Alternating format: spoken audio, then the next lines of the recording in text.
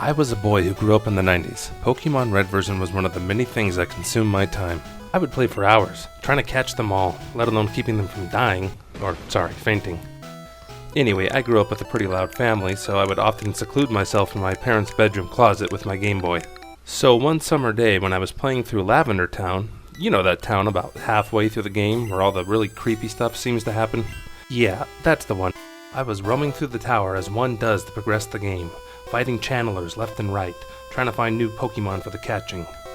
Then, something happened that changed my experience with Lavender Town forever.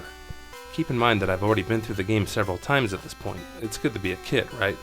And Lavender Town's already an eerie part of the game, so this thing that happened was something very new. It had never happened before. I actually recall this event sending shivers down my spine. So here's what went down. After battling with a Ghastly in the open wild area and returning to the main overhead screen, an entirely different song played, one that I've never heard before. Just to remind you, this is the song that's supposed to play when you return to the overhead area of Pokemon Tower.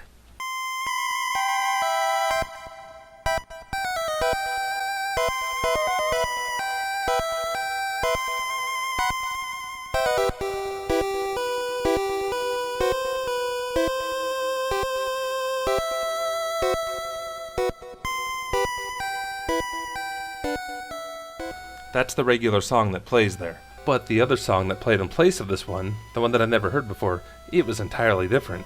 I believe that I accurately transposed this song according to my memory. Without further ado, here's the song that I heard.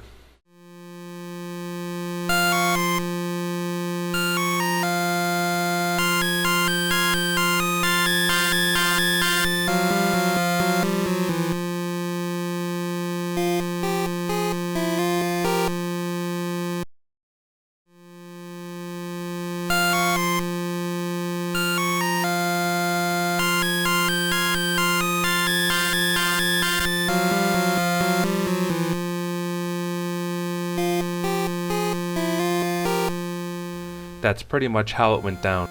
Those staccato notes ticking away, that shrill 8-bit sound.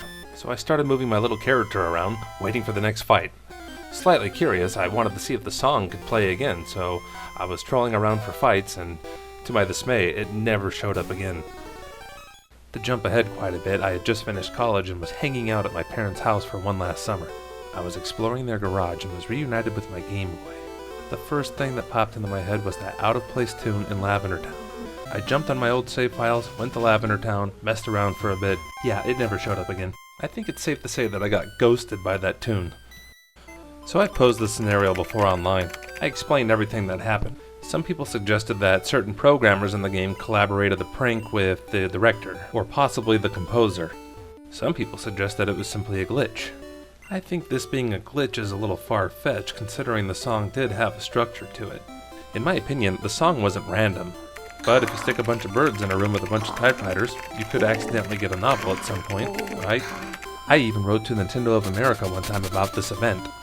I had written to Nintendo in the past before as a young kid, asking questions like if Miyamoto had complete control over the development of Ocarina of Time, and something about those stupid Chow babies from Sonic Adventure 2 Battle. Needless to say, the letter about Lavender Town fell on deaf ears. So in the end of it all, I really do think it was a prank collaborated by the programmers.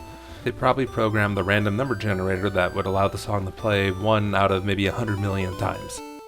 Perhaps it would be possible to peer into the game's programming if I hadn't sold it a few years back.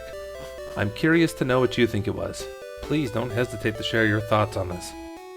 Thanks for joining me on this story of something that happened to some kid in the summer of some time ago.